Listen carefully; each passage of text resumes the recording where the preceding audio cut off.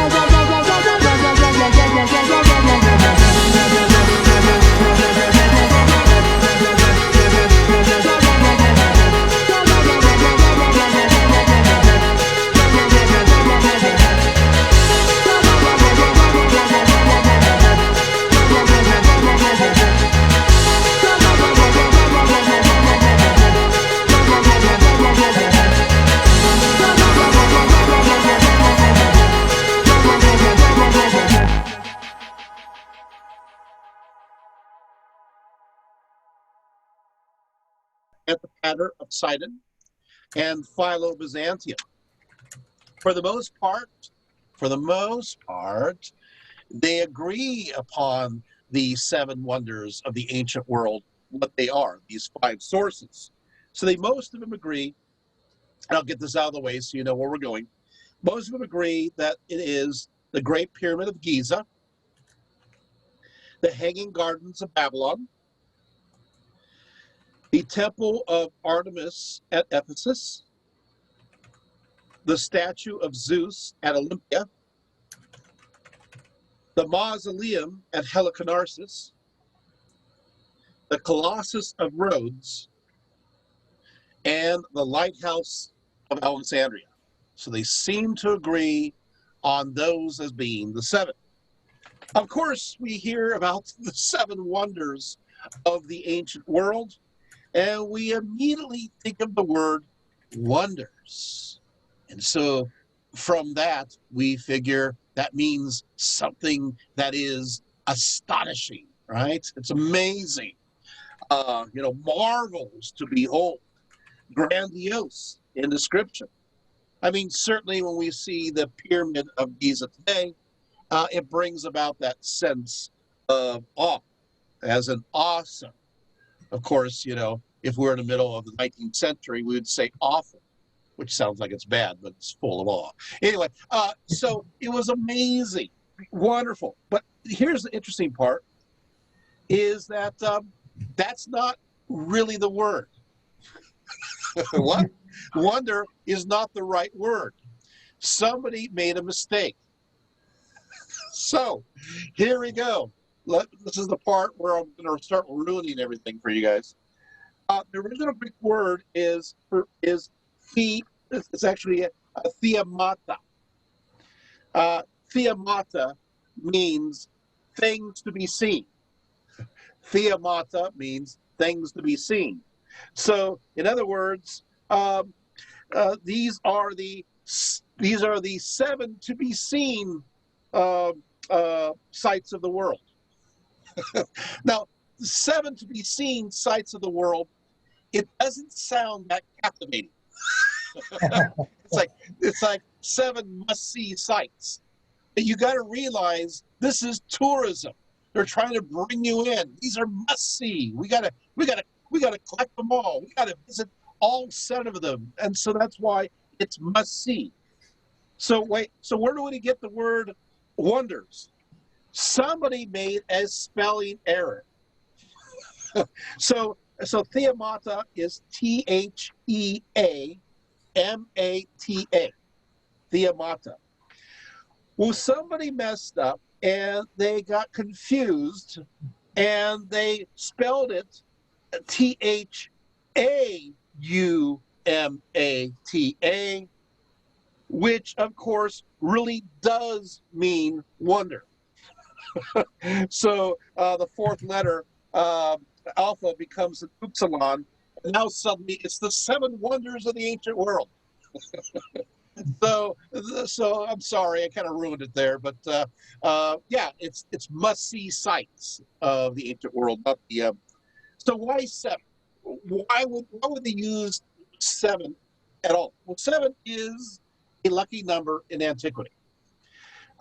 It could not be mathematically divided, nor could it be a product of the first 10 numbers or factored for that matter. So this made this number above approach and maybe above reproach, right? Untouched. In fact, they called the number seven, they called it a virgin, no less. Always pure. And so since the virginal seven was always pure and strong, they connected with the goddess Athena and sometimes the goddess Artemis. So the significance, however, is that the number seven is magical. So what we lost in the wonderment of the title to just these wonderful sites, we've gained by the number seven, meaning that they are still kind of magical. It's special, and of course, then again, seven could be used for good, and seven could be used for evil. So it can work either way. I mean, yes, you got obviously the seven seas, and the seven sages of ancient Greece, but you also have the seven deadly sins, right? so seven can go either way, but it still is something that is solid. It's beyond reproach, or just it's something to be remembered, and so that's why we have seven. Now, who started the idea? Herodotus, actually, the father of history. He planted the seed for what would eventually be the seven wonders of the ancient world. He impressed his readers upon the exotic sights that were now being encountered by the Greeks. Following the Persian War, a whole new world appeared. And many Greeks were curious to see what is beyond their lands. What is in Babylon, for example? What is in ancient Egypt? And so curiosity came about. In the 4th century BCE, Alexander the Great, he defeated the Persian Empire. And now both Babylonia, right, which is, of course, today Mesopotamia, right? Or sorry, I should say Iraq. Hopefully not Mesopotamia. It still is the land between two rivers, so I guess that does work. As well as Egypt came underneath the sphere of influence of the Greeks. And so you have, this is, of course, now the Hellenistic world.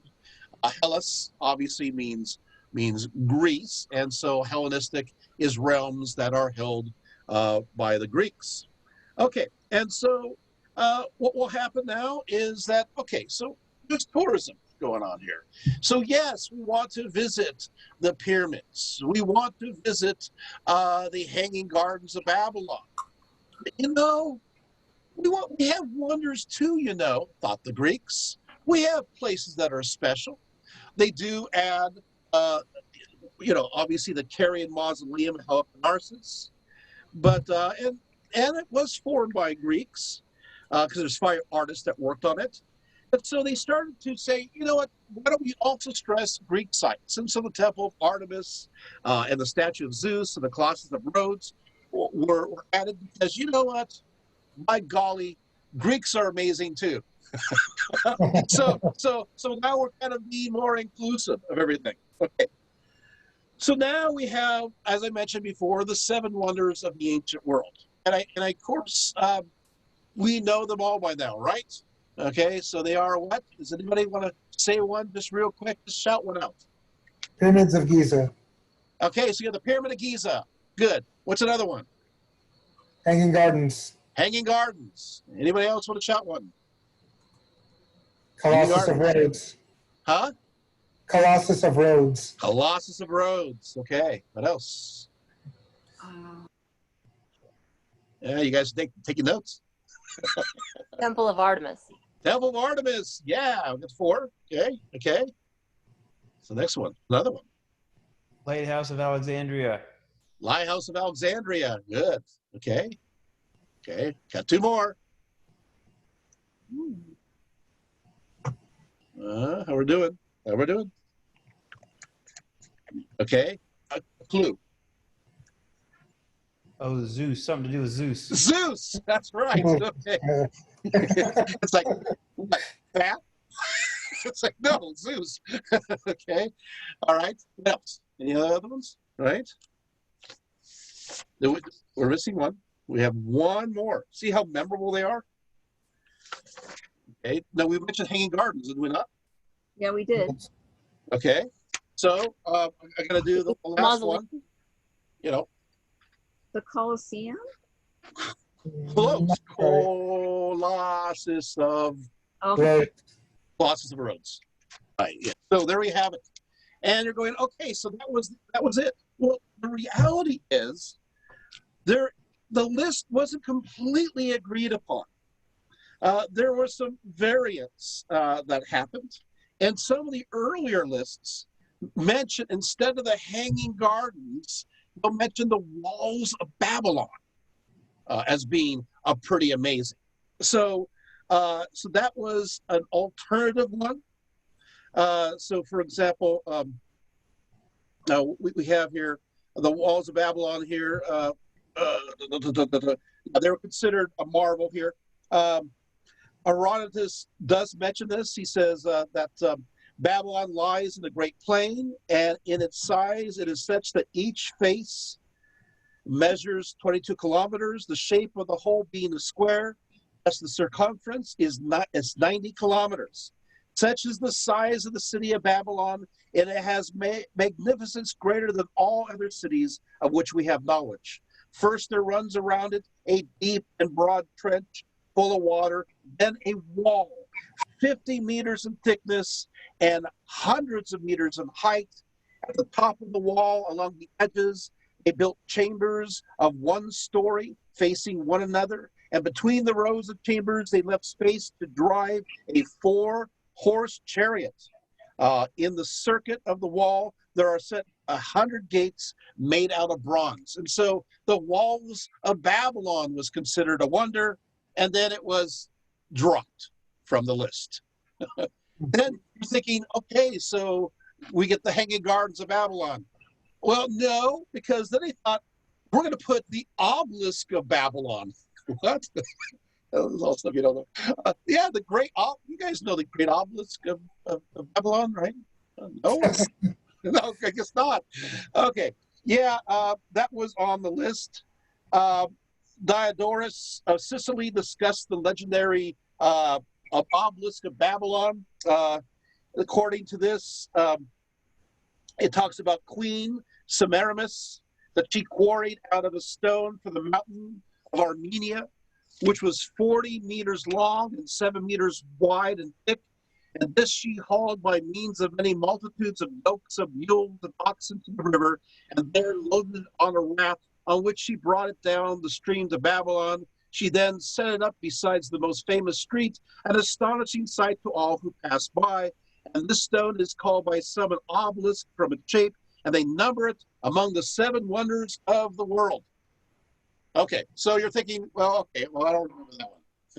Well, guess what? Now it's time for the Hanging Gardens of Babylon to take over, right? No. They had another alternative. Still trying to make up their mind here. So this will be the Palace of Cyrus at Ecbatana, which, by the way, nobody has found a shred of. Nothing exists of it. Finally, we get the Hanging Gardens of Babylon. And so, but I have found also on a list, strangely enough, the Hanging Gardens of Babylon and the walls of Babylon, and they had dropped the lighthouse off the list. So, like I said, we do have 5 different works that talk about the 7 wonders of the ancient world, plus references in other areas. It's pretty fun going through all this material. and discovering so much of it unexpectedly.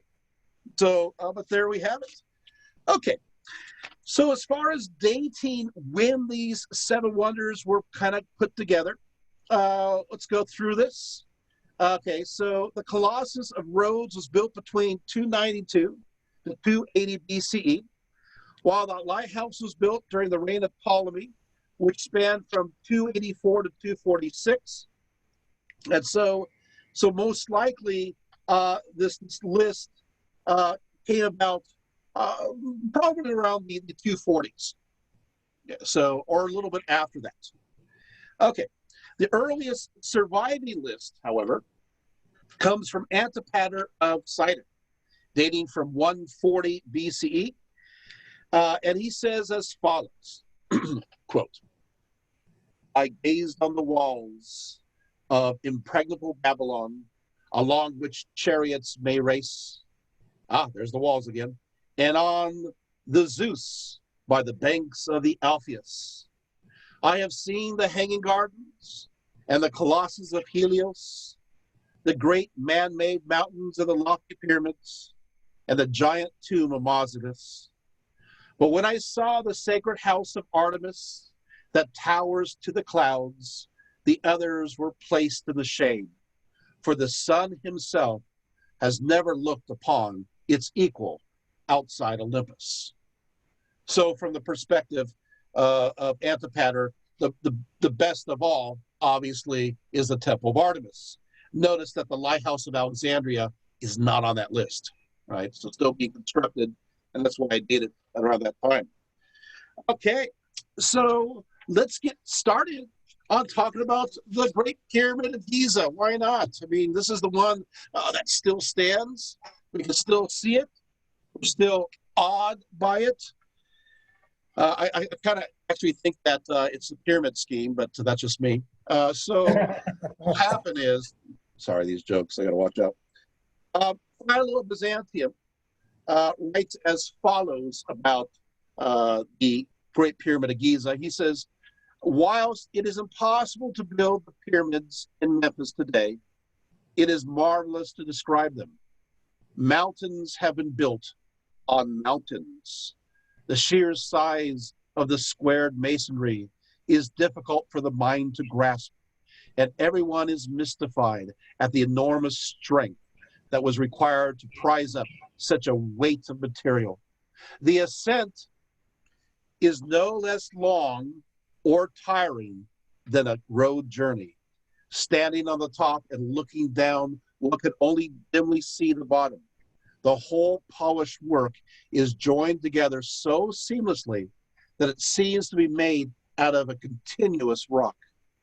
To one's admiration and respect, and to its lavish splendor, it is through deeds such as these that men go up to the gods, or that gods come down to men.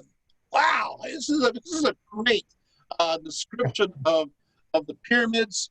And you're thinking, oh, wait a minute, it's so seamless. Last I checked, the Pyramid of Giza is not really seamless. It's lots of steps. How in the world, right? Well, the reality is that those steps were not there.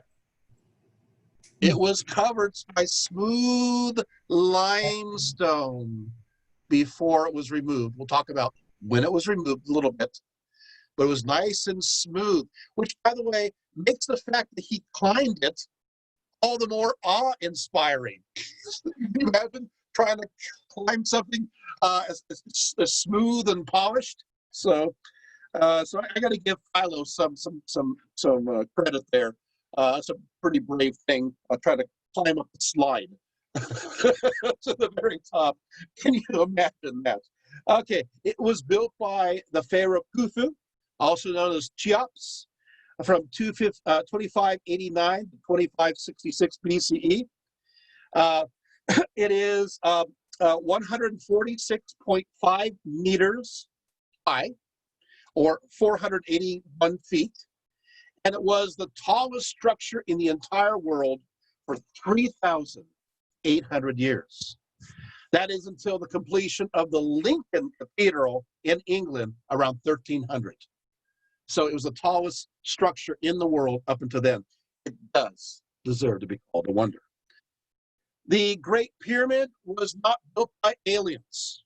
I'm looking for my tinfoil hat, but I can't find it right now. Not built by aliens. It was not monuments for a spaceship to land.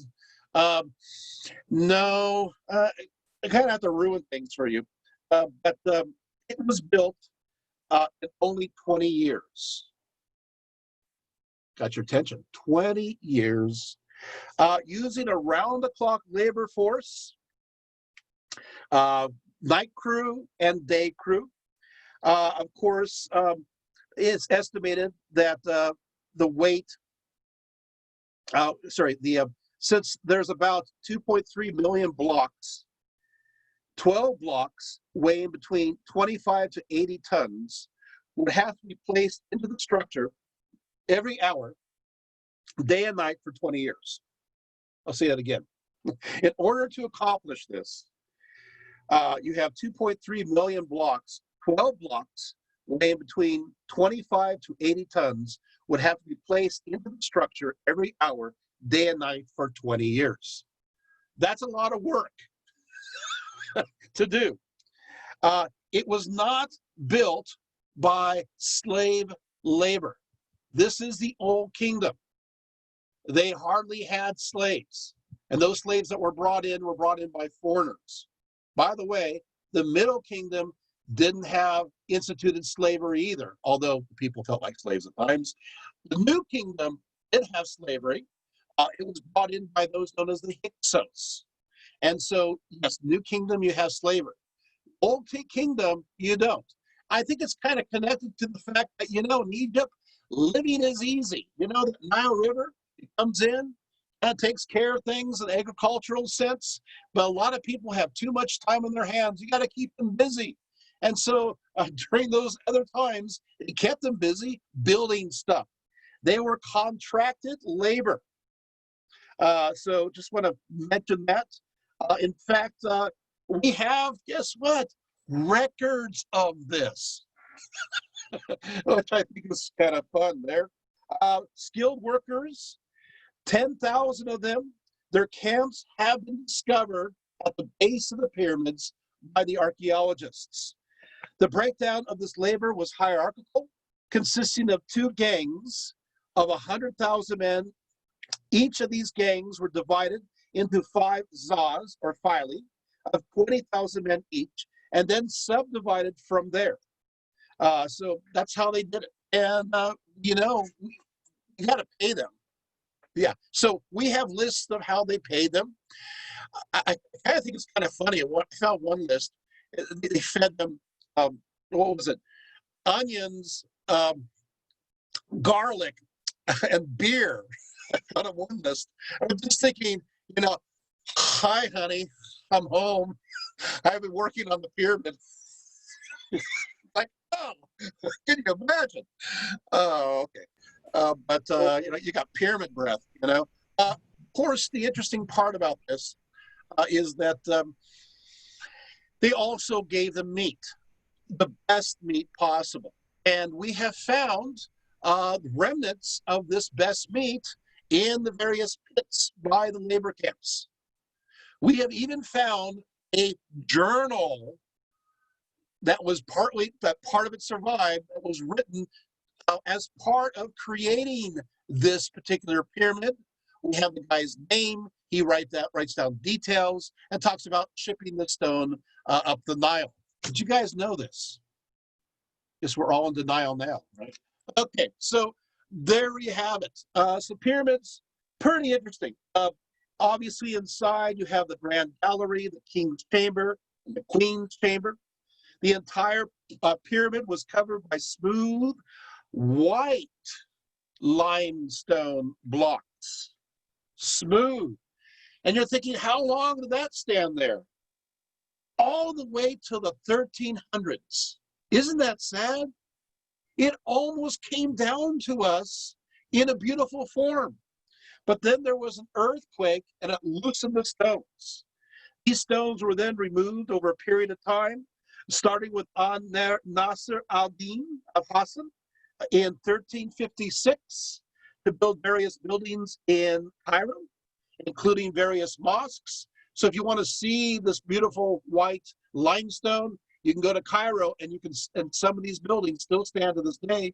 And it's worth looking at because of the beautiful fine polish that used to be for this pyramid. Now, obviously, Great Pyramids did not arise out of nowhere. And I'm going to tell you a brief story just about where the pyramids came from, and it's going to ruin them for you. Is that okay? Can I ruin pyramids for you? You guys ready? All right. First of all, nobody called them pyramids. that's pyramidas. No. In the ancient Egyptian, they called them mers. So when people are saying, I just can't find any evidence for pyramids, you're using the wrong words. Myrrh, and of course it's connected to the idea of ascension. So it is a place of ascension, which kind of gives you a hint of what pyramids are all about, places of ascension. But that's not how it started. I'm gonna give you the boring story, but I'll make sure that the boring story is as short as possible. What will happen? Myrrh is spelled M-I-R. Well, it's not really spelled. I'm using phonetics because these are obviously Egyptian hieroglyphics, but it's a myrrh. Although I do get the connection with the myrrh concept. So M-I-R, myrrh. So what will happen is that you have the pharaohs made something called a mastaba. It's kind of like a raised, kind of a brick rise above the ground, and you have two chambers, usually one for the burial and the other one for his stuff. And so one pharaoh decided to make his mastaba bigger, and the next one decided to make his mastaba bigger. And so there's kind of a competition of whose mastaba is bigger. This sounds kind of Freudian, but we'll just stop there. So the mastabas, somebody had this great idea. His name is Imhotep.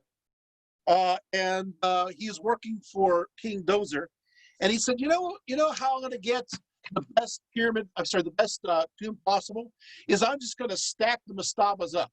So he stacked 5 mastabas, each one getting smaller than the other, to make a pyramid. And you have the first step pyramid, and it's simply 5 mastabas on top of each other. That's all it is. And of course, a lot of it is about ego.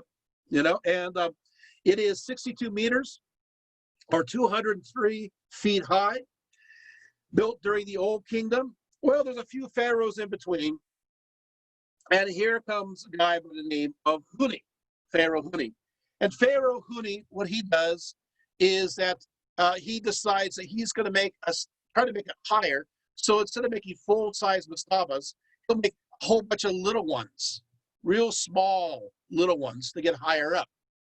Well, Huni, I'm sorry, he didn't make it very well, and it started to crumble, started to fall apart. And so the next pharaoh, his name is Sneferu. I just want to pause there. I try to picture what a pharaoh by the name of Sneferu looks like. I picture this big, huge nose. I'm Sneferu. Anyway, Sneferu, little pyramid of. So Sneferu, what he does is that he realizes it's crumbling, so he puts limestone to buttress this crumbling pyramid. So remember I told you that the steps were too small. It's starting to crumble, and so he slaps on these limestone blocks to keep it from falling down as a brace. And he looked back and says, hey, hey, that's a pyramid. That's a true pyramid. What? Nothing of genius? It's a building code violation? That's where we get I know, I'm telling you, I'm ruining things here. So it doesn't even work out because Sneferu's limestone starts to slip down. And you can still see the ruins to this day. They are still there, sadly enough. If you want to see it, it's known excuse me, has the medium pyramid, MEIDUM. So you can still see it, and you can see it still kind of slipped up. So he decides that he's going to try again. Same Pharaoh, Neferu, the same guy, you know. So because he didn't work out with Huni's pyramid, but I'm going to try my own.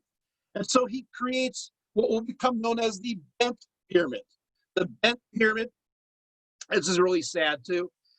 It starts from the desert. It rises at a 54-degree inclination, 54 inclination. And then he realizes that it's not going to survive that way. And he changes his mind at the very end and turns it to the 43-degree angle. So he's like, this is too steep. This is going to collapse.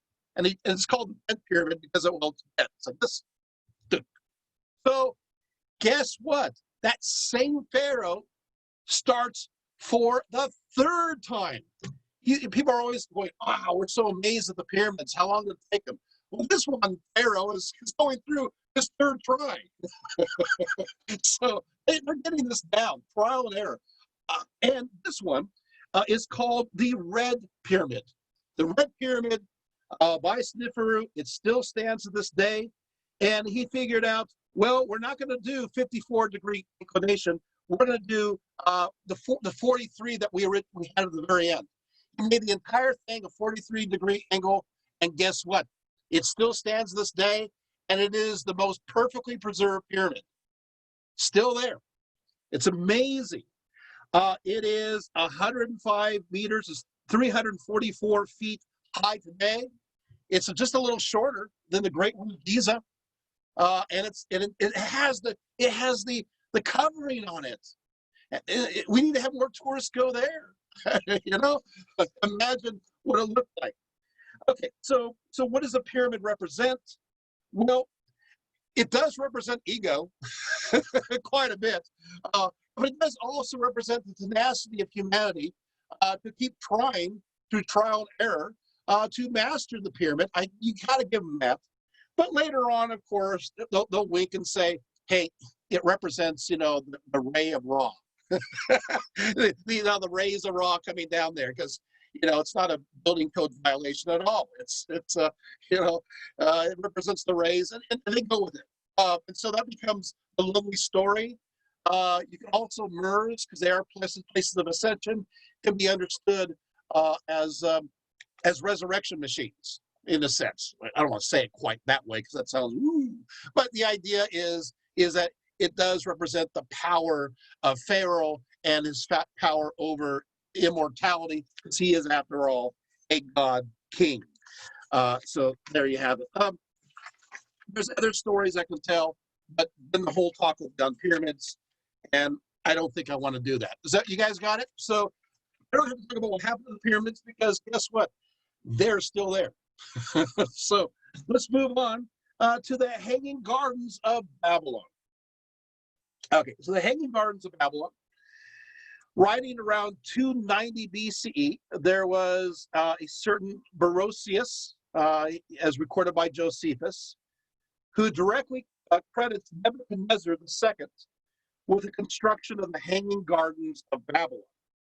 And he adds, in this palace, he erected very high walks, supported by stone pillars, and by planting what was called a pensile paradise, and replacing it with all sorts of trees, he rendered the prospect an exact resemblance of a mountainous country.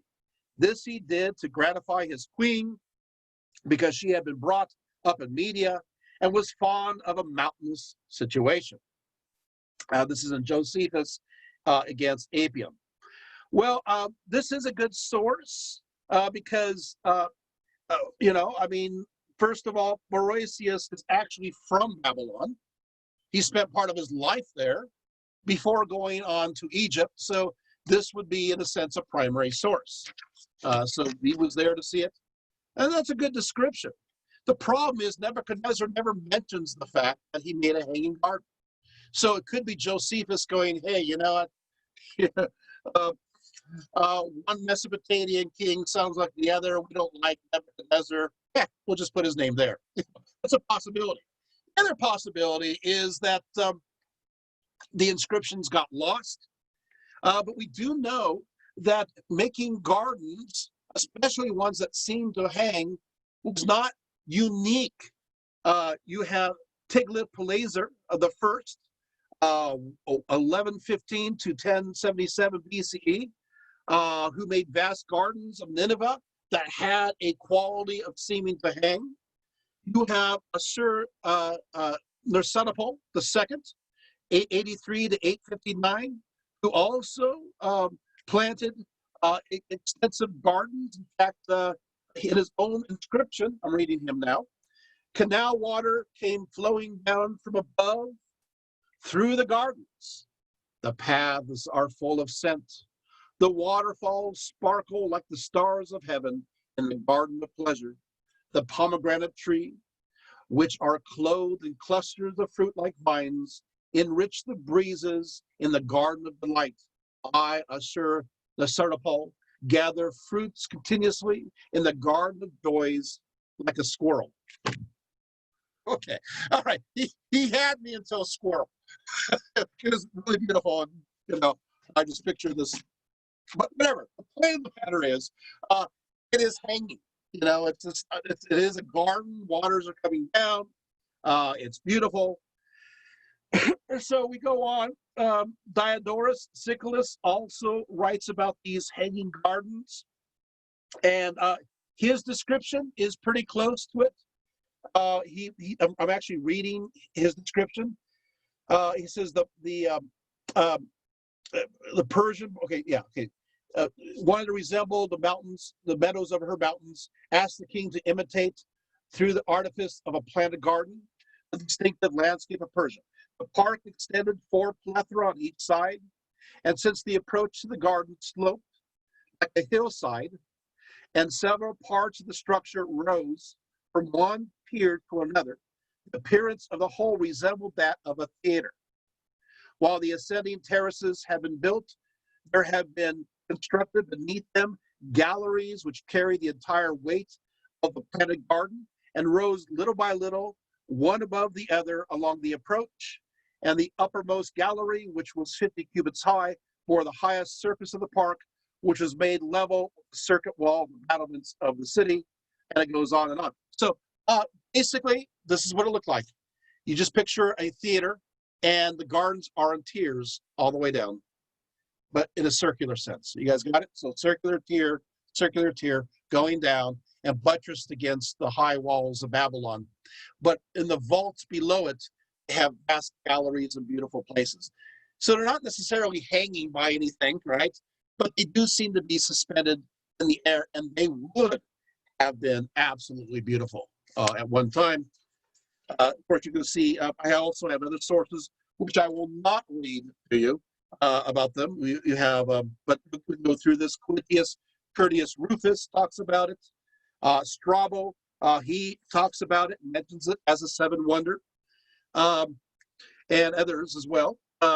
Philo, of course, of Byzantium, he talks about it.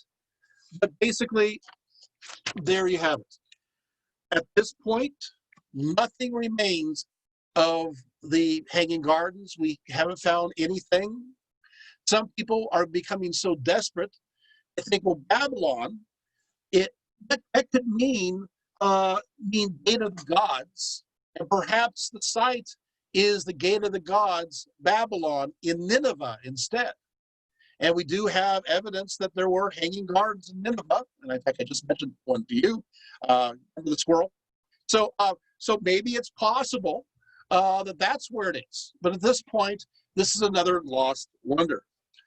Now we get to the Temple of Ephesus, and I don't know what to do with this one because this is way too long. So, okay, I would just say this: the Temple of Artemis was considered one of the favorites, and of course, I will just go ahead and ring this again. You'll have obviously Antipater Sidon says this: "I have gazed as I said, on the walls of impregnable Babylon, along which chariots may race, and on the Zeus by the banks of the Alpheus, right? And I have seen the hanging gardens and the colossus of Helios, and the great man-made mountains of the lofty pyramids, and the gigantic tomb of Mausoleum. But when I saw the sacred house of Artemis that towers to the clouds, the others were placed in the shade, for the sun himself has never looked upon its equal outside of Olympus. To get the estimated size in your mind of how big the Temple of Artemis is, I want you first in your mind to picture, yeah, you guys went right? I want you to picture the Parthenon of Athens. You guys got the image of the Parthenon of Athens in your mind? Now triple the size. That's big. It's 3 times larger than the Parthenon. This is huge. It was the first version of it was built between 560 to 550 BCE by the Lydian king Croesus. It was a monolithic temple. It measured 115 by 55 meters. It faced west instead of east, betraying its Anatolian roots. It had 127 slender fluted ionic columns that were 19 meters high and were crowned by brightly painted volute capitals decorated with rosettes that were painted a nice bright red. It was a flashy temple. You gotta paint the Astropolis red after all. It keeps it protected. So this was what he did, Croesus, is there used to be 2 temples, one dedicated to Artemis, the virgin goddess of the moon and hunt. The other temple was dedicated to Cybele, the great mother goddess. Anton Bammer, who I had a chance to sit down with, Anton Bammer is kind of like the Albert Einstein genius and famous when it comes to, looks like Albert Einstein, by the way, famous for his connection to the Temple of Artemis. He is the one who excavated the altars. He is the one who found the earliest image of Artemis. It's a wooden image. It crumbled, but we have all the decorations. He spent up to 40 years working at the site.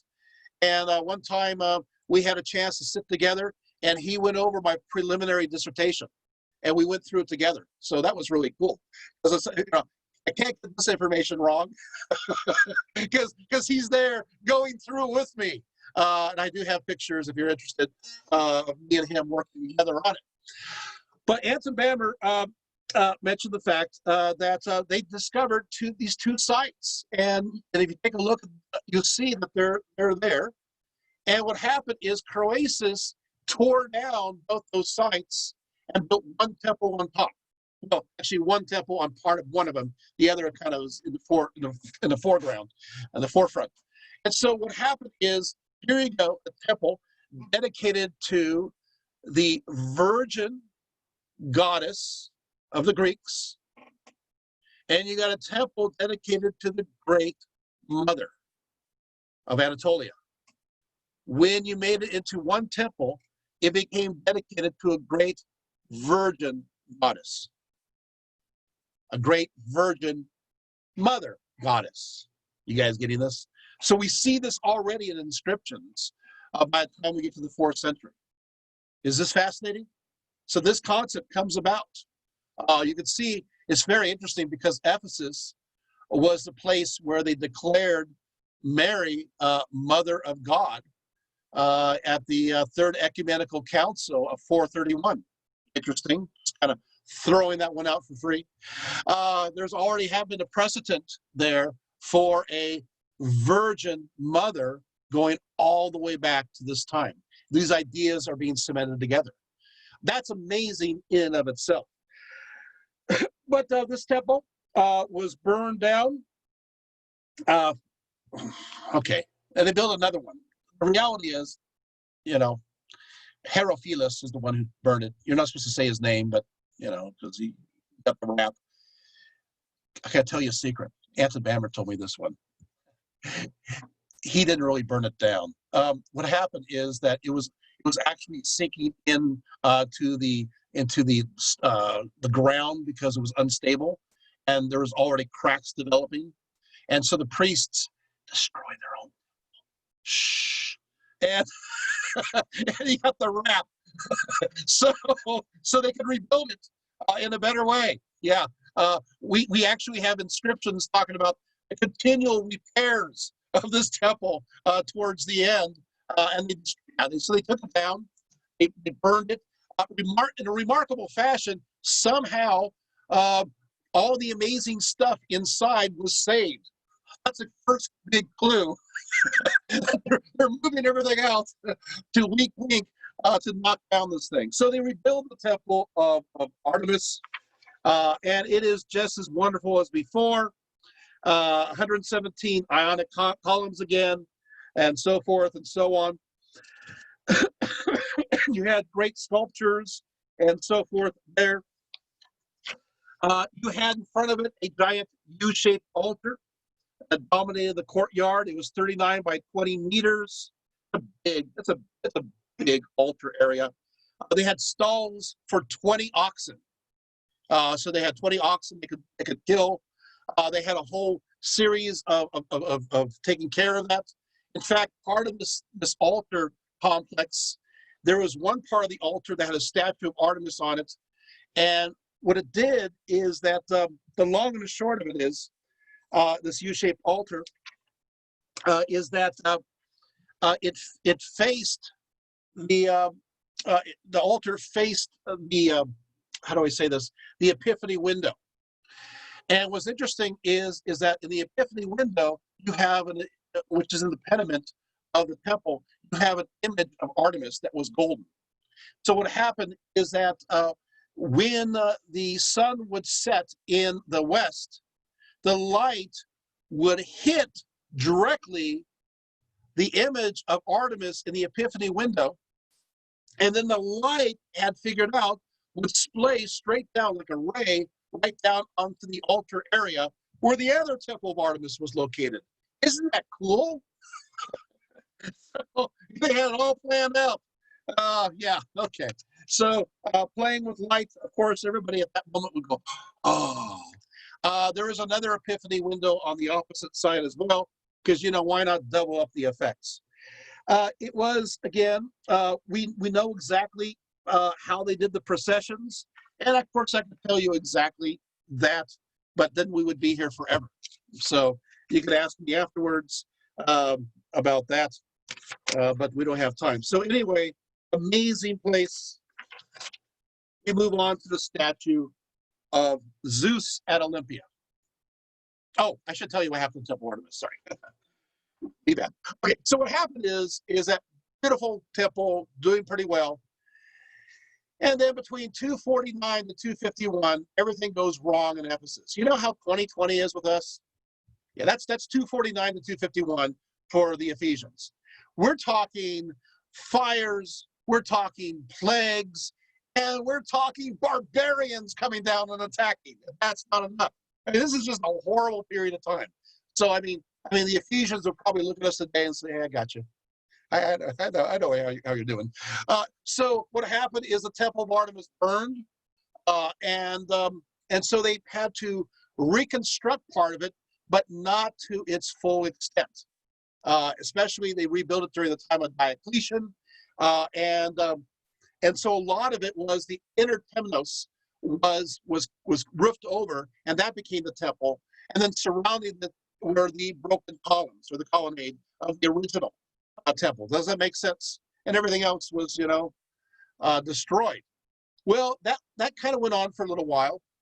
Then what happened is that they started to demolish it during the later part of the 300s, especially after the year 381. They're starting to take down bits and pieces of it.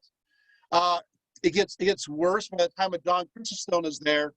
It is definitely in ruins, and they're talking about pagans still worshiping in these ruins.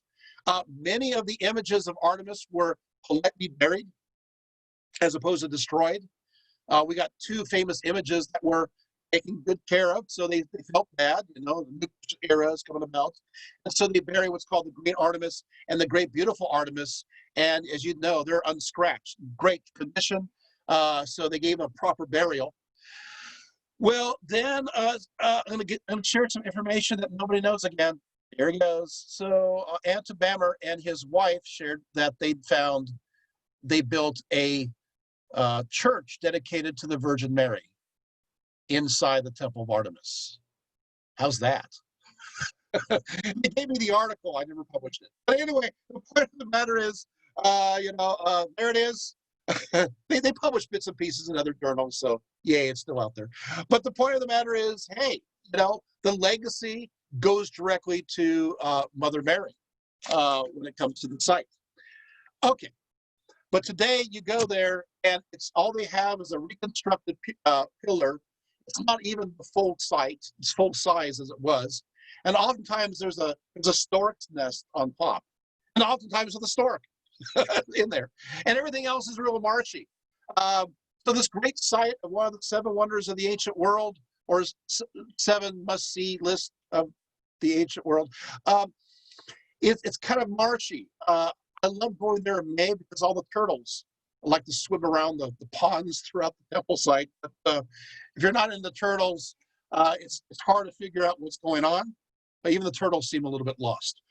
Moving right along. So we have the statue of Zeus at Olympus. Now, of course, on Olympia, you have the Olympic Games. You guys having fun yet? So 776 BCE at the start of the Olympic Games. These are, of course, dedicated to Zeus. And so the Temple of Zeus is obviously built. It's not as big as the Temple of Artemis, but it's a nice size. But this temple needed an image of Zeus inside, since especially all the Greeks are arriving from near and far to Olympia to visit every 4 years. And so, in fact, they make a great offering of 100 oxen to Zeus. And after these oxen were burned, the ashes were mixed with water from the Alpheus River and then thrown into a mound by the altar. Up to this day, there's these huge mounds built because of these sacrifices. Okay, so the person who's commissioned to build this, create this great statue, his name is Phidias. And Phidias, he got himself in trouble in Athens. He's the one who built or created or sculpted the image of Athena in the Parthenon. And they accused him of taking some of the gold. They couldn't account for it all. And he embezzled. And so of course, the real reason he's friends with Solon, but we're not talking about that. So he got himself exiled. Well, where is he going to go? Hey, let's go to Olympia. So he ends up in Olympia, and he's asked to make the statue of Zeus. So the same person who made the statue of Athena on the Parthenon is the same one who made this great statue of Zeus at Olympia. And so he began his work in 432. It is considered one of the greatest statues ever made. One of the most beautiful statues ever made. I do have a description, but I'm not going to read the whole thing because we only have so much time. But I do have somebody who visited the site and wrote about it right after he was there. His name is Pausanias. And he says as follows. I'll just give you a little hint at the details. He says, the god sits on a throne, and he is made of gold and ivory. On his head lies a garland that is a copy of olive shoots. In his right hand, he carries a victory. This is like a female-like goddess, which, like the statue, is of ivory and gold. She wears a ribbon, and on her head a garland. In the left hand of the god is a scepter, ornamented with every kind of metal, and the bird sitting on the scepter is the eagle. The sandals also of the god are of fine gold, as is likewise his robe. On the robe are embroidered figures of animals and the flowers of the lily. The throne is adorned with gold, with jewels, to say nothing of ebony and ivory. Upon it are painted figures and wrought images. There are 4 victories represented as dancing women, one on each foot of the throne, and 2 others at the base of each foot. On each of the 2 front feet are the Theban children, ravished by sphinxes, while other sphinxes, Apollo and Artemis, are shooting down the children of Niobe. It goes on. I mean, we're talking, it goes on. In fact, it goes on. What I'm trying to tell you is there's a lot of stuff going on there. Every aspect of mythology, let's just go ahead and throw that one in. And so there you have it. According to the Roman historian Livy, following his victory over Macedon, the Roman general Aemilius Paulus visited the statue of Zeus at Olympia and was moved in his soul as if he had seen the god in person. So amazing was this statue. Dio Chrysostom, who also visited it, declares in his Pheidias of Zeus at Olympia, "O best and noblest of the artists, how charming and pleasing a spectacle you have wrought, and a vision of infinite delight for the benefit of all men, both Greek and barbarians, who have ever come here, as they have come in great throngs, and time after time no one will gainsay. For verily, even the irrational brute creation would be so struck with awe if they could catch merely a glimpse of yonder statue, not only the bulls which are being continually led to the altar, so that they would willingly submit themselves to the priest who performed the rites of sacrifice. If so, they would be giving some pleasure to the gods, but eagles too, and horses and lions, so that they would subdue their untamed and savage spirits and preserve perfect quiet." Okay, you know what this guy is basically saying? He's saying the statue is so beautiful that even the animals decide, hey, okay, I'm okay with being sacrificed. we're going to go with this. It's like, I don't think so. I don't think these animals are very cheerful about giving their lives over to Zeus. I don't think they care. Yeah, Chrysostom, he's being a little bit romantic about the whole idea, and it's all very beautiful. Philo Byzantium also says, "Whereas we just wonder at the other 6 wonders, we kneel in front of this one in reverence, because the execution of the skills is as incredible as the image of Zeus is holy. The work brings praise, and immortality brings honor." Okay, but you know what? You always get the critic. You always, this statue's doing really well. It's getting like 4 stars, 5 stars, and you always have some nitwit giving it like half a star. So basically, there's a few of them, but one of them, of course, was Strabo. Strabo, he made a comment. He says, "It seems that if Zeus were to stand up, he would unroof his temple."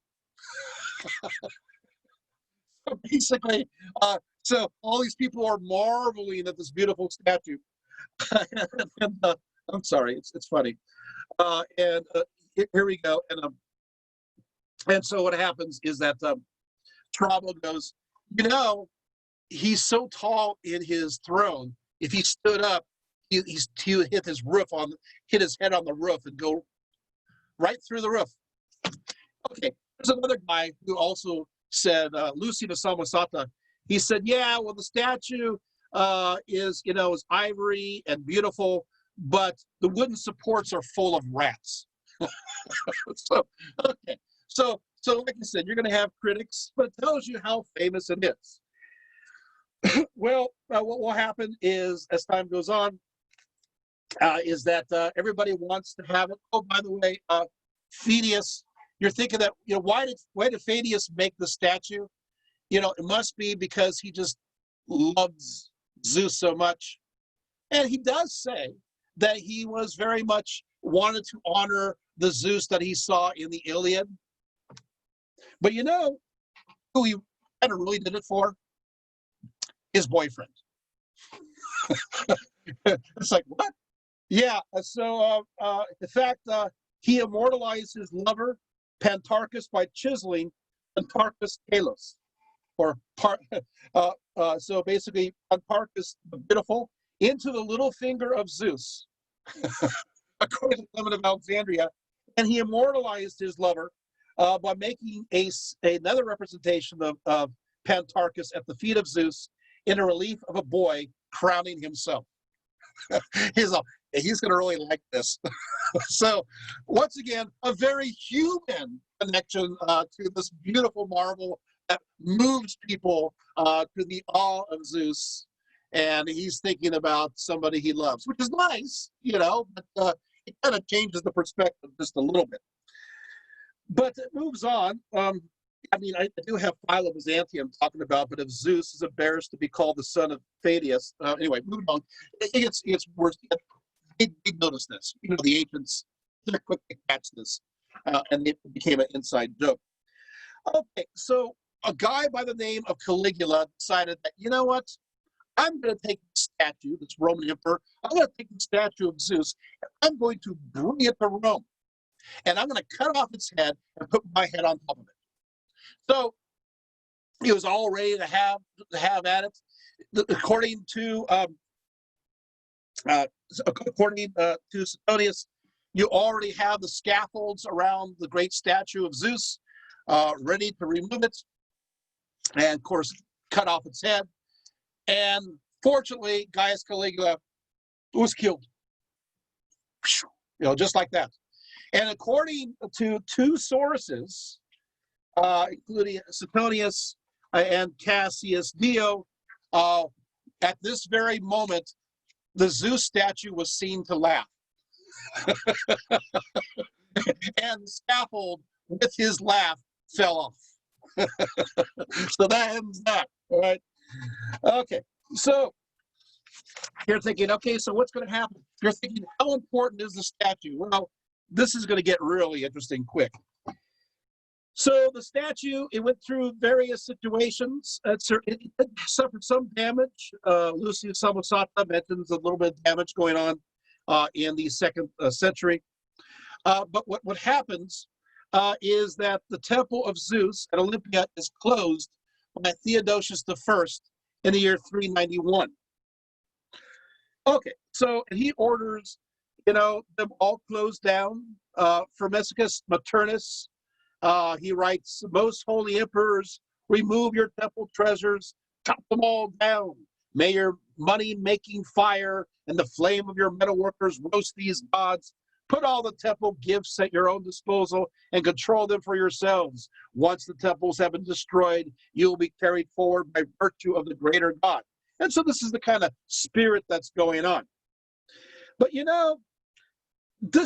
what happens here is, yes, the Temple of Zeus is destroyed, but the statue, let's talk about what happened to the statue.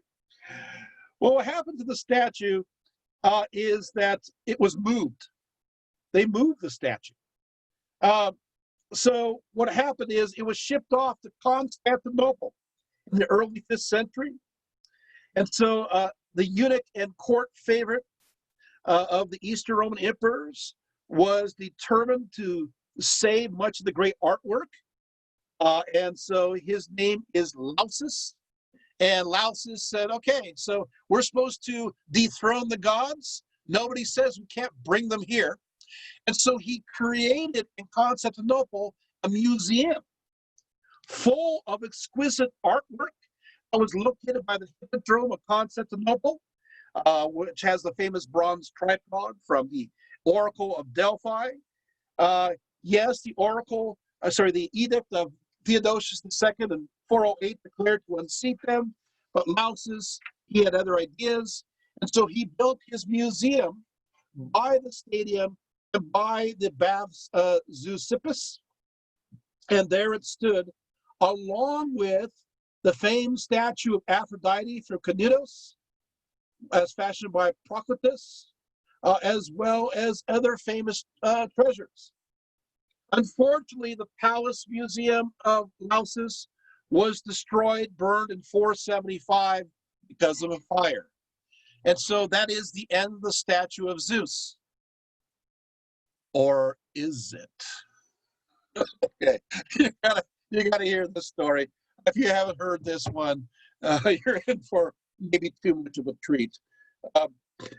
What happened is this: is that this is the time of icon making, and making images of course of God, of Jesus, of Mary, the saints. Well, there was this one icon painter who was living at that time, and he wanted to make an image of God, and I guess he just didn't have much inspiration. He just couldn't think of what God looks like. So you get this. So he goes to the image of Zeus, and he makes God Zeus. He paints it as Zeus. So, if that's not enough, this is, of course, Gennadius, the archbishop, the patriarch of Constantinople from 458 to 471, heard about this. And, of course, the legend is that for doing such a terrible thing, the icon painter's hand got gnarled, cursed. So Gennadius, arrived to look at the situation, to look at his malady, and he healed him of his sacrilege. But then Gennadius, he took a look at this. He says, you know what? Kind of looks like God. Oh, no. It does look like God, And he said, well, Gennadius, maybe this you saw behind Zeus, God. So, and this particular image of the bearded Zeus, his hair is ever so straight, parted directly in the middle, having a straight nose. Beard is like a fork. And this image then became popular with makers of coins as God.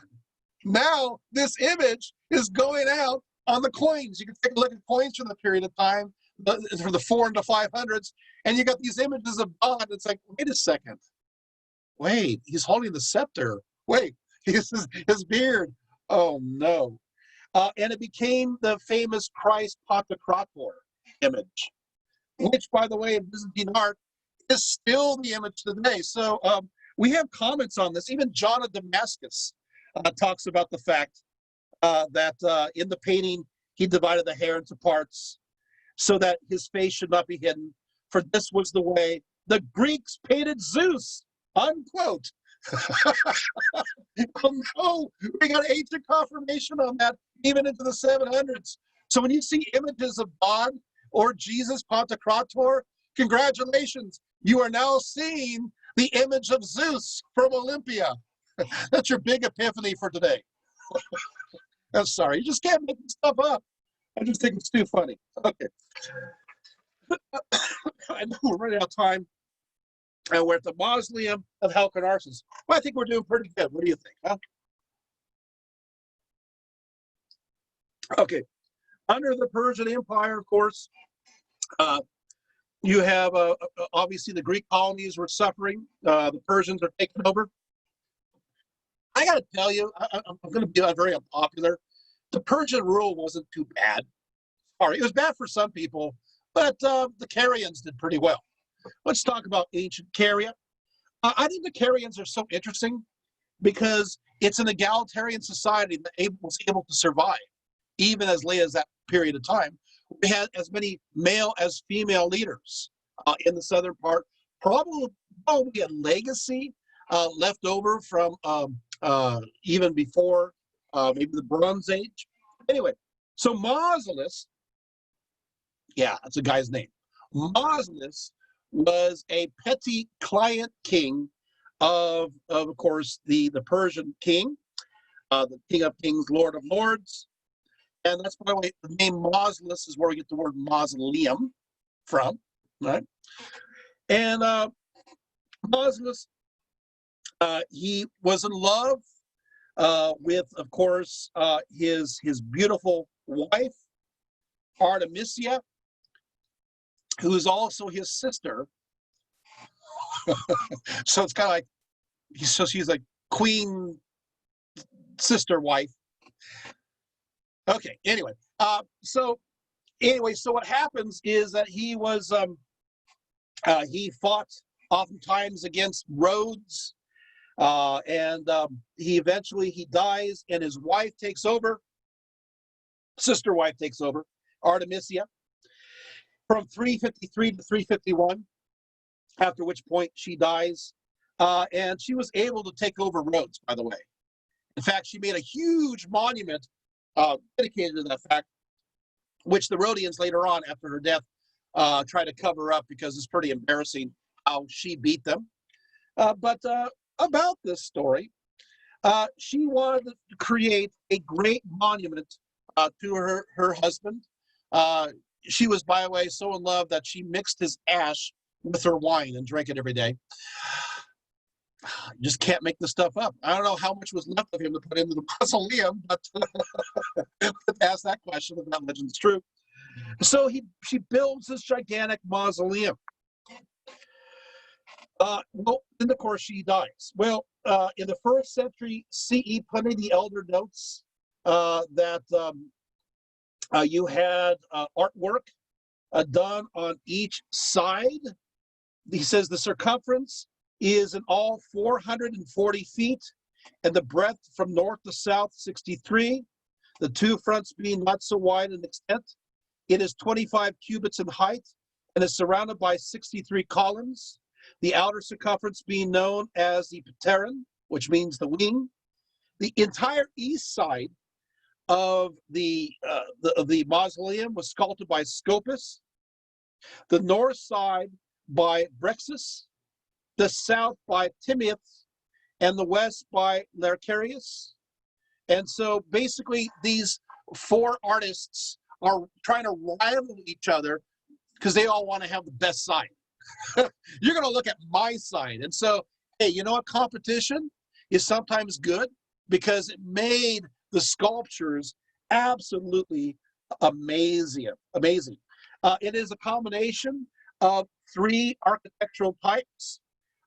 Basically, it has Greek as well as Egyptian, as well as Lycian influences. So there you have it.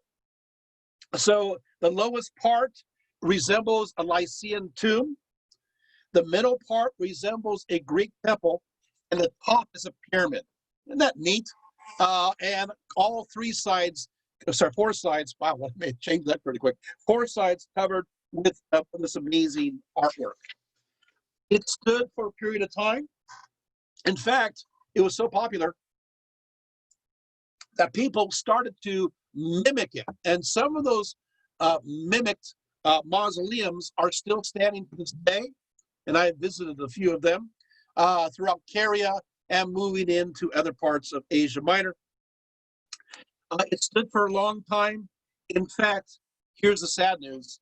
It stood all the way until the 13th century. It almost made it to us too, the 13th century. An earthquake then toppled its upper story. That's important. Story. It's an important story. Because what happens is that when it's fully destroyed later on, because the upper story fell into the back of the hill and that hill covered it, we actually have remains of the upper portion of the mausoleum, but we don't have the lower portion. Isn't that fascinating? Because it fell backwards. And so there you have it. Okay, so it still stood for a while. And then around 1505 to 1507, you're going to have, it's going to start to be taken apart a little bit more. The remnants of the mausoleum, however, and I actually want to read this story because it's worth reading. I know it's long, but I really do want to read it to you because I'm going to read it slowly, and it is worth your time. I'm looking at my time. So I'm going to tell you what happened to the mausoleum. And I'm going to go ahead and read the account of it as somebody who was there. How's that? You guys ready? Okay, so of course, the Knights of St. John were there, and it was destroyed in the year 1522. We're going to learn a lot about humanity in the 1500s right now. And this account was written by Linnaeus Claude Guhart, who worked at St. Peter's Castle, and he writes as follows. It says this: in the year 1522, when Sultan Suleiman was preparing to attack Rhodes, the Grand Master, knowing the importance of the castle of St. Peter, and being aware the Turks would seize it easily at the first assault, sent some of the knights to repair the fortress and make all due preparations to resist the enemy. Among the number of those sent was the Commander Tourette Lunes, who was afterwards present at the taking of Rhodes and came to France, where we related what I am now about to narrate, right? When the knights had arrived at Nisi, Bodrum, they at once commenced to fortify the castle.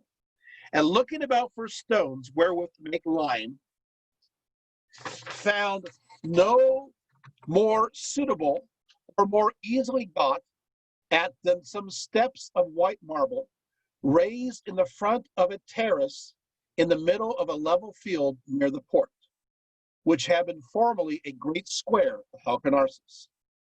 They therefore pulled down and took away the marble steps, and finding the stone good, proceeded, and having destroyed the little masonry remained above the ground, to dig lower, in hopes of finding more.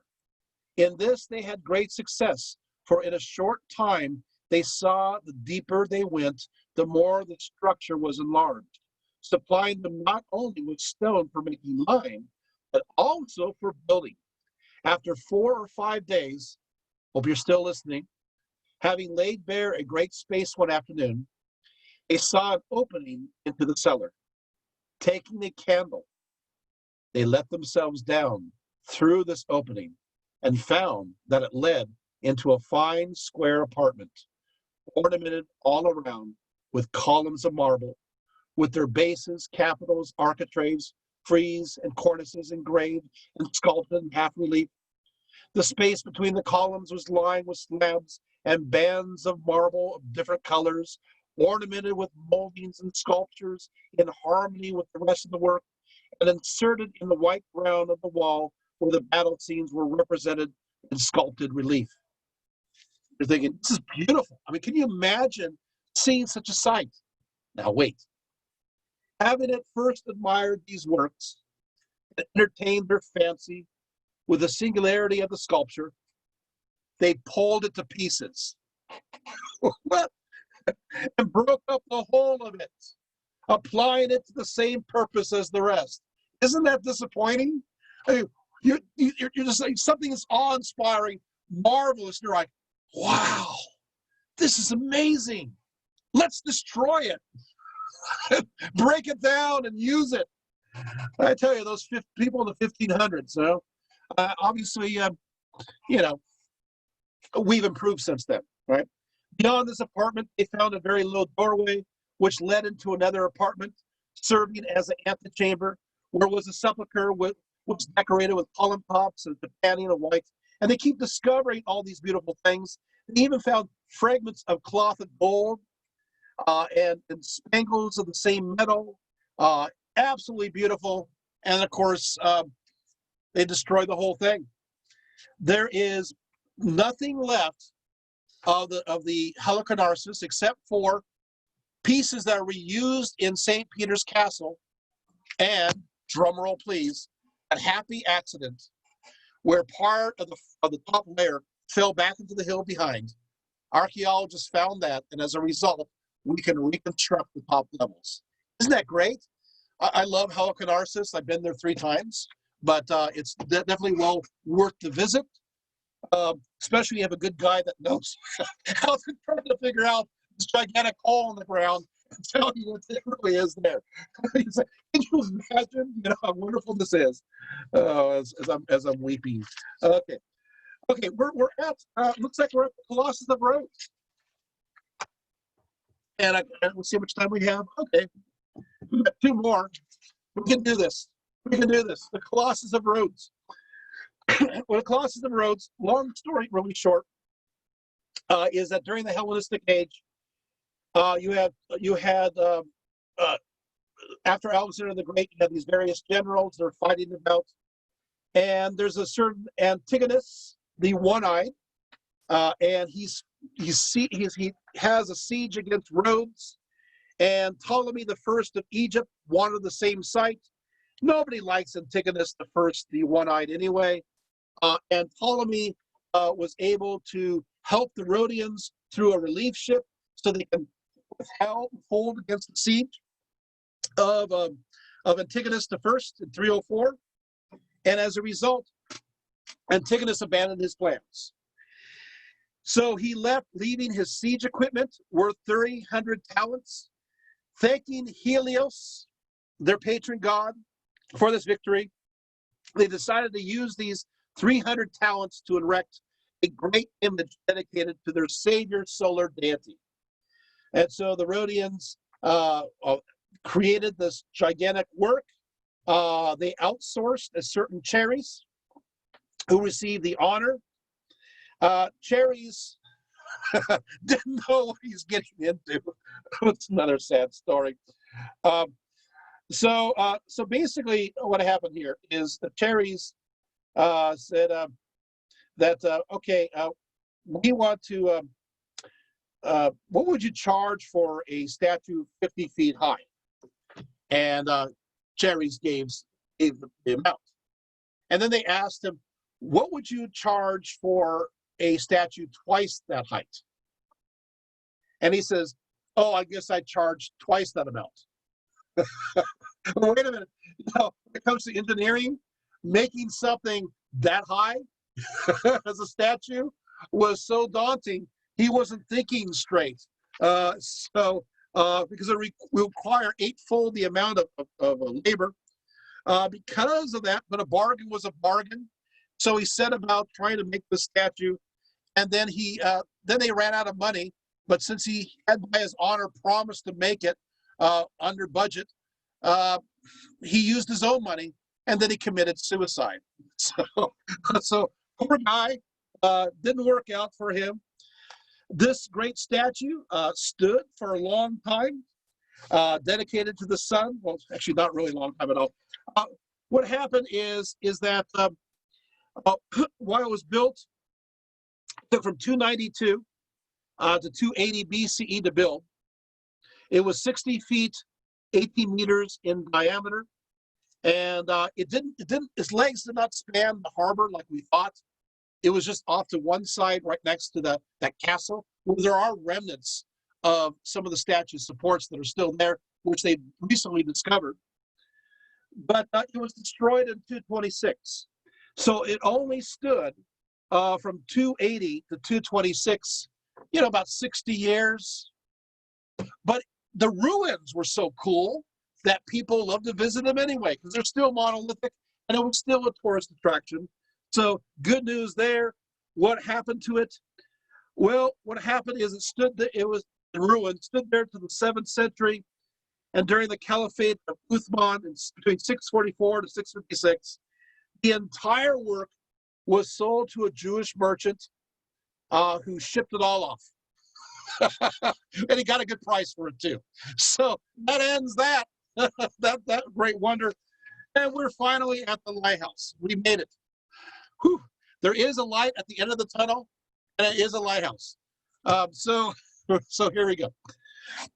I will just mention the fact that the lighthouse was approximately 350 feet high. This tower was the second tallest man-made structure and in antiquity. Of course, obviously, the Pyramid of Giza was the first one. It was pretty amazing to behold. The Pharaohs Lighthouse was constructed on a holy island that was mentioned, by the way, in the Iliad. It had strategic importance. The problem is that so many ships would crash along that shore. It was very dangerous, and so a lighthouse was definitely needed. The story goes is that Ptolemy II had Sosistratus make this great lighthouse, but he forbade him to put his name upon him. Sosistratus figured out what to do. What he did is he carved his name on it, covered over plaster, and then put the king's name on top. And he knew that the plaster would eventually crumble and his name would be revealed, which it did. And it declared a special dedication. Sosistratus Canudos, son of Dexphanus, to the Savior gods, protecting those upon the sea. So he got credit in the end. It is the lighthouse. Its light was seen accordingly between sometimes 30 to up to 100 miles away. It used a reflective bronze, since wood, they didn't want to use all this wood, so that's how they magnified the light. I know I'm going pretty fast through this, but I want to talk about one section here, that the lighthouse was a tourist attraction. And so basically, if you're a visitor, I want you to just kind of pretend, if you will, you're visiting the Pharaohs Lighthouse. You walk up a 600-foot ramp. You arrive at the doorway. This entrance was located above an elaborate base structure, having many chambers. As revealed through coinage minted at the time, the door was consistently lower on the structure up until the reign of Antonius Pius, when it was raised higher. So there's some structural changes. As you enter the tower, you would see the dedication of Ptolemy II, and then later, of course, Sosopatris. Inside the lowest section of the building, tourists could walk up a spiral ramp to an observation deck that was about 200 feet up the rectangular section of the tower. Here, you're thinking, this is wonderful. So you're already kind of looking out of the balcony. So what do they describe as being here? This was the place to purchase gifts and snacks. What? Yes. They actually had, at this time, a tourist shop. It gets better. We have some of the souvenirs, including coins minted with the image of the Pharaohs Lighthouse on it. You have little miniatures that you could collect of the lighthouse of Alexandria that they have discovered as far away as Scythia and the Crimea. Yes. Hey, I got to visit. You had other images as well. The four corners of this balcony were adorned with statues of Triton blowing a conch shell. Then, of course, you move up from this and to the next level. And this, of course, the stairs within the 8-sided tower now led to a higher, smaller balcony where the best view of the city was possible. We have an image of this from a coin that was discovered in Afghanistan. And above this 8-sided section of the structure was a circular section containing the lighthouse flame and the mirror itself. So basically you have a square base, an octagonal, that's not even a word, that's late, a center section, and a circular top section. And you see this imitated all over the ancient world. This becomes the model for lighthouses everywhere. You're going to even see this model in Rome, not Rome, I should, off the coast of Italy. You're going to see images of this. If you walk down in Ephesus, there was a little miniature of that along the main marble road that stood there. This was a popular image. Okay, how long does it survive? Well, it loses its upper level in 796. And then between 750 to 800 BCE, there's a story that Epiphanius the monk, he basically, well, I don't want to tell that story. Yeah, I'll tell another story. We have the story of Sultan Ibn Tulum. Of course, the story is that he was told by the Romans, the Byzantines, he was told that there was a treasure somewhere in the lighthouse because they wanted to destroy his lighthouse. And they figured just appeal to his greed. So he destroyed the top level and he realized, hey, there's no gold here. So instead he built a mosque on top. And that mosque is reflected in various images, including in St. Marcus in Venice. You'll see the image of the mosque on top. Isn't that fascinating? The lighthouse continued to stand, and in fact, was restored to its former glory in 1272. But what will happen is eventually on August 8th, 1303, 1300s are not very good for these monuments. The entire lighthouse shook and fell. And part of it fell into the sea. And to this day, you could see, if you go underwater, which you're probably not going to do, you could see the outline of where it fell, which is fun. And they're trying to make some kind of underwater park in that area. So that will be cool. They found an image of Poseidon there. And then, of course, the rest were looted and used for the nearby fortress.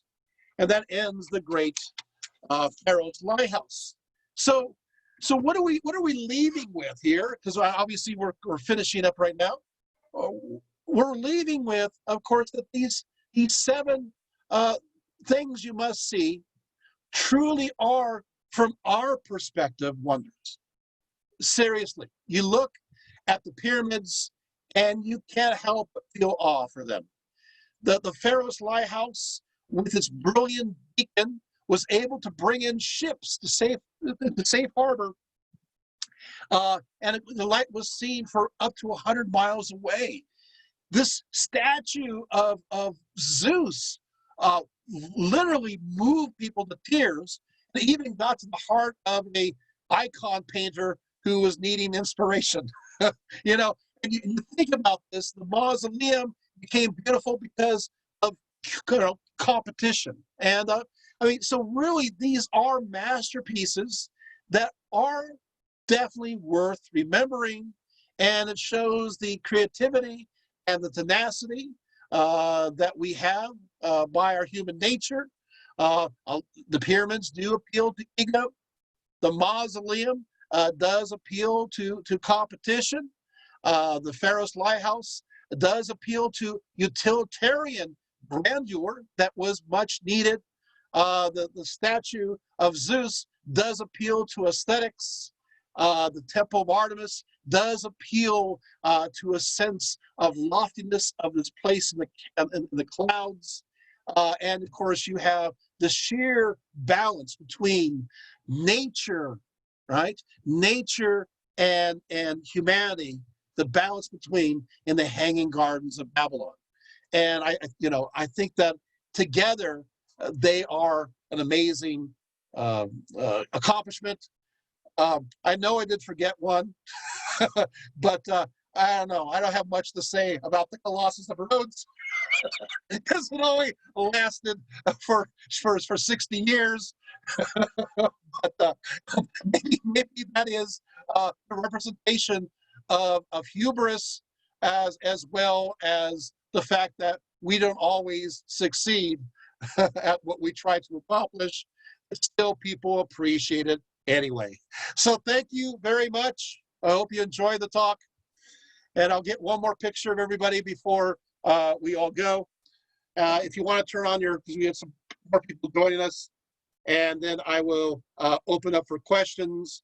Ready, set, and let's see if people. Okay, we got more people. Okay, cool. A few seconds here. Oh, yay. All right, you guys survived. These are the veterans that survived. There we go. Okay. Whew, we finished the talk. We made it. Okay, any questions? As I realize I haven't had any of my drink except for like how many sips. No wonder I'm coughing.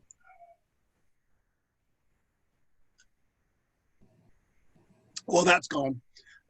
Questions? I think I'm coughing because of all the smoke, all this fire. Yeah, really I'm doing that too. I've been coughing. And for those who don't know or from other places, we've been having a lot of fires here. So it's been pretty brutal, and it's made the air really congested. The sky looks apocalyptic, orange and yellow, and some people here had their homes threatened by these fires. So it's kind of a scary time. But ash it's hard to falling breathe. like snow out of the sky. Yeah, it's raining ash outside, and my eyes are watery. It's so bad. I have to keep squirting my eyes with water. Relief. So, yeah, I know. 2020 just keeps getting better. Okay. So, any questions? Sorry. Did I answer them all? No. No. No. Yeah, I think we covered them, right? Okay. Yeah. Nothing's going on in the chat, and I think I sufficiently answered every question. it must So, be. all right. Whew. Yeah. Well, yeah. That was a fun talk to put together. A lot of work, by the way. Well, it was You an know. excellent talk. Yeah. There's so many sources on this, and most books don't talk about all that what you just heard. So, I think a lot of books will tell you there's only 2 sources. Mentioning that. And I found 5, so it tells you they're not doing their homework very well. Okay, I do have one question, and it'll be really quick. Of the 7 wonders of the world, except for the pyramids, which one would you like to go back in time to see, and why? That's a good question. Of the 7 wonders, and anybody can answer. So of the 6, I should say, because the pyramids are out. Because they're all saying, "I want to see the pyramids." Now, which one would you like to see, and why? Maybe the Temple of Artemis. So, yeah, that's where I want to go. Okay, so Temple of Artemis. Yeah, I like following the history of turning the goddess into the Virgin Mary, and I find that fascinating. So I would love to see that. Yep. Okay, so I say Temple of Artemis too. So I'm there. Who else? Which others? Anybody want to speak up? Colossus of Rhodes. The Colossus of Rhodes. It's funny. Pliny the Elder mentions this too. People loved climbing the ruins. They would go inside. They're like hollowed tunnels. This monolithic monstrosity that collapsed, and it was fun. People actually built dwellings inside of parts of them. So it would be fun to run through a tunnel of an arm or a leg. So yeah, I could see that would be fun, and it's the unloved monument. Somebody's got to love it, and testimony to somebody who thought he could do anything. Yeah, I could double the size. Yeah. Okay, good. Anybody else you can just quickly say. Harry and Laurel both vote for the Temple of Artemis as well. Temple of Artemis. Looks like I'm taking people on a tour. Okay. Anybody else? All right. Anyone that's not the Temple of Artemis or. I'd want to see Zeus. You want to see the statue of Zeus? Statue of Zeus, absolutely. Yeah. Kind of have to say, I'm really curious how beautiful that statue was to move so many people. Yeah, based on the description, like it just sounds like it would be beyond breathtaking. Well, people were like in tears when they saw it. Well, and of course the whole thing where animals are willing to give themselves up. Exactly. Yes. Anybody else? Well, I would like to also, well, I've been to Olympia, so I'm always fascinated with the Olympic Games and everything. So that's just a part of the whole complex of that was pinnacle to the unification, or at least the common culture of Greece. And so the beauty of the statue, but it also wasn't really touched on, was just how central that is in bringing the unified identity of Greece through the Olympic Games, through Zeus as a common deity. All told, be a continuation of what I've already seen there, but to see it in its glory, and the stadiums in their original place instead of the partial overgrown type stuff that I saw. So yeah, I'd love to see that. I mean, it had to be a beautiful showpiece for people to go there every 4 years and to bring all these people together. Yeah. I mean, you know, and for that to be translated into the image of God, this is the Yeah. concept. You just can't make this up. So I guess Zeus goes on. But yeah, and you know, they found Vedius's workshop too. So I'm sure they mentioned that on the tour. They found portions of that and where he worked away, and yeah, okay. So anybody for any other one? So we got. It looks like we got 2 statues of Zeus. We got 3 temples of Artemis. We can add more Artemis if you want. Stephanie votes for the gardens. Huh? Stephanie votes for either the statue of Zeus or the gardens. Yeah, the gardens. Can you imagine, you know, how tall, because I gave you the dimensions, how tall they were, like a theater, just row after row after row after row. And then, of course, the gigantic galleries underneath. And they mentioned, I didn't mention this, but they mentioned that they had on the underside vegetation that did not need to have sunlight growing there. Kind of cool. You know, so you had different kinds of you know, space and utilization of it. And so it's more than just something just beautiful. It's just, I mean, I think it's utilitarian because they did grow orchards. Well, there's some engineering stuff that's, as I understand it, was pretty fascinating. A lot of speculation because I've seen some programs that were searching for it and maybe found it, maybe not. But the hydraulics of the whole operation, the engineering of it, the architectural aspects of it. And the Archimedes had the screw that brought the water up. They tried to figure out from the river. They said they had to bring that water up somehow, all the way up those tiers. Yeah, those are good. I love those shows. Yeah. All right. Okay. Any last requests? Because I'm going to take you there right now. Okay, we're there. All right. Thank you so much again for coming. I hope that was fun. We'll exercise and have a great night. Thank you. Thank you. Thank you, everyone.